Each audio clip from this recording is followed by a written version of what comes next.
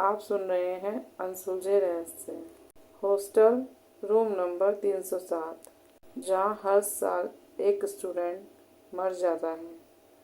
Medical college का boys hostel, जिसकी building बहुत पुरानी है, दीवारों से पेंट उतर रहा है। तीसरी मंजिल पर एक कमरा जिसका नंबर है 307। इस कमरे के बारे में एक ही रूल था, यहाँ रहना सख्त मना है। पर हर साल किसी न किसी वजह से एक नया स्टूडेंट उस कमरे में रहने आ ही जाता था और फिर साल के अंत होने से पहले ही उसकी मौत हो जाती थी। इस साल का student Aarav Aarav first year का स्टूडेंट था। उसे भूत पिचास और ये इस तरह की शक्तियों के बारे में जो भी आती थी बात, उसको वो अफवाहें लगती थी, जिन पर वो बिल्कुल भी विश्वास नहीं करता था।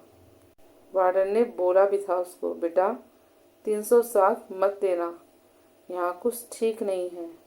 रात को अजीबोगरीब आवाज़ें आती हैं और 3 से 4 बजे के बीच में लाइट अपने आप गायब हो जाती है। ये सुनकर आरव ज़ोर ज़ोर से हंसने लगा। सर, डर सिर्फ दिमाग में होता है, ये सब बातों पे मैं विश्वास नहीं करता, ऐसा कुछ नहीं होता। और अपने रूम की तरफ चला गया। उसी रात रूम 307 का दरवाज़ा बंद हुआ और कहानी फिर से शुरू हो गई। पहली रात 3:07 का टाइम था। आरव की अचानक आँख खुल गई। मोबाइल देखा तो 3:07 हो रहे थे। कमरे में हवा ठंडी ठंडी चल रही थी, जबकि खिड़की बिल्कुल बंद थी। कमरे में एकदम गुप्त अंधेरा था, जबकि आरव को याद था कि उसने नाइट बल्ब जलाकर रखा था। आरव कुछ पल के लिए घबरा गया, क्योंकि उसे वार्डन की वो बात याद आई, रात को 3 से 4 बजे लाइट अपने आप गायब हो जाती है।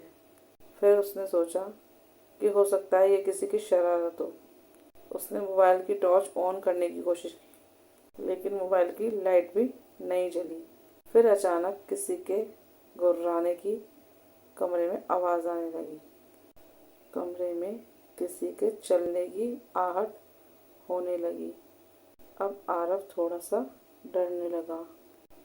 धीरे धीरे कमरे में अजीब अजीब आवाज़ें आने लगी।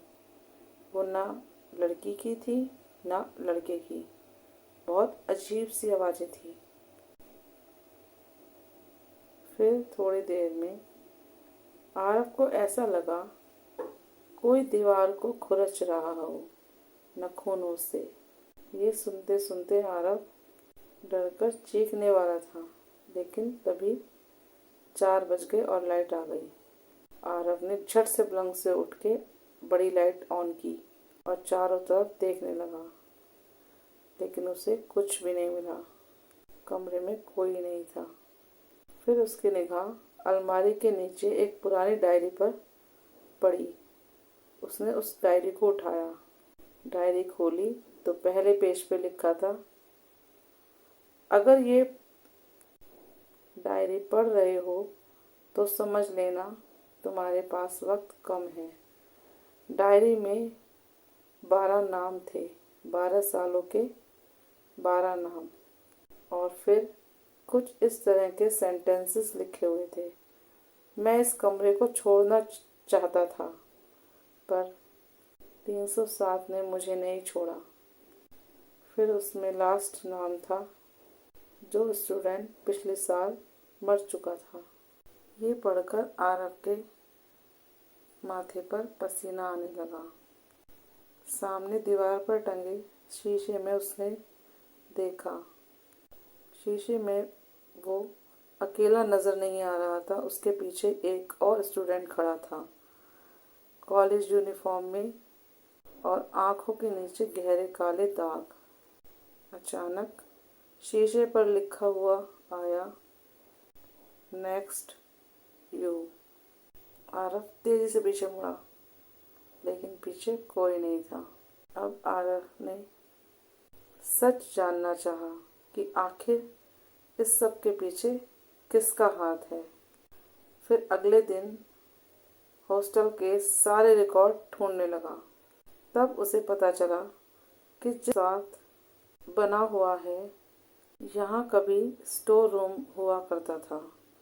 यहीं एक स्टूडेंट ने एग्ज़ाम के प्रेशर में अपनी जान दे दी थी। उसकी लास्ट विश लिखी थी, मुझे कोई समझे, कोई मेरा साथ रहे। तब से रूम 307 हर साल एक साथी मांगता है। फिर उसी रात आरव की डेथ हो गई।